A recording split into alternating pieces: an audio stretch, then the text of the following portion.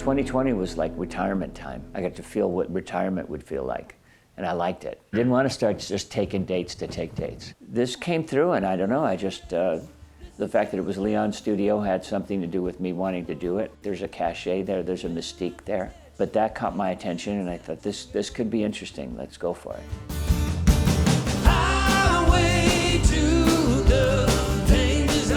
I think it's really important for me to be as spontaneous as possible and to let the mistakes happen and be a part of that.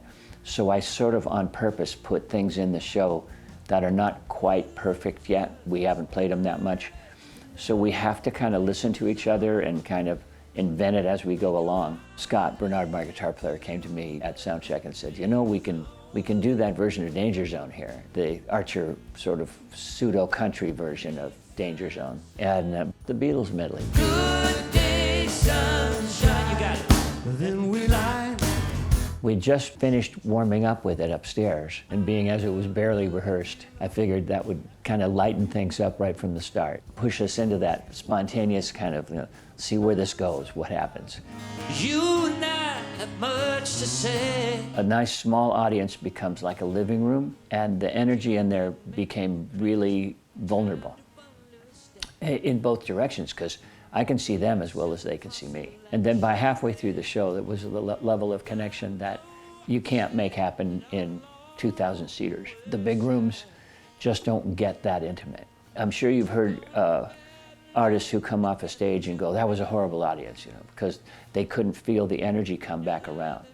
But this was the antithesis of that. The deeper I went into the emotion of the song, the deeper they went with me. And so that circle starts happening. And a lot of these songs are really personal to me. I mean, written from actual events in my life. When I actually let myself go back into the moment where that song was written, I have to relive that emotion. And sometimes they're tough, difficult emotions. There's a song that I threw into the show spontaneously called The Real Thing, which is the only pro-divorce song I've ever heard. I did it for you and the boys, because love should teach you joy and not the imitation. I wrote it during that period of time for me, and it was a tough time.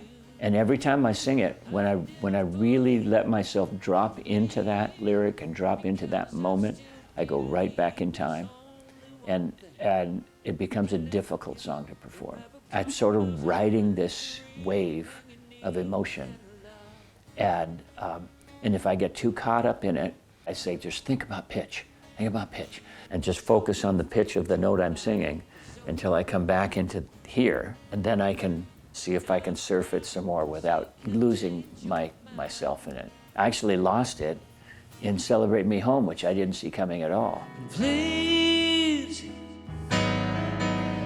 Got to the part where the audience sings along and something in me just clicked. And I was like, can't sing right now. I looked at Rick, who was playing keyboards, and he looked at me like, what's going on? I was trying to go, you sing it, I can't sing right now. I think maybe the emotion I was feeling was not necessarily coming from me, but coming to me. We all start resonating at a certain level together. Everybody there must have been feeling it. When artists show up here, that's an immediate connection to Leon, to what he built, and to the way you're honoring his memory. Like what Elton was trying to do with Leon when Elton made that record with him. It was like, people have forgotten about this guy. I have a feeling this is going to matter to Leon Russell's legacy.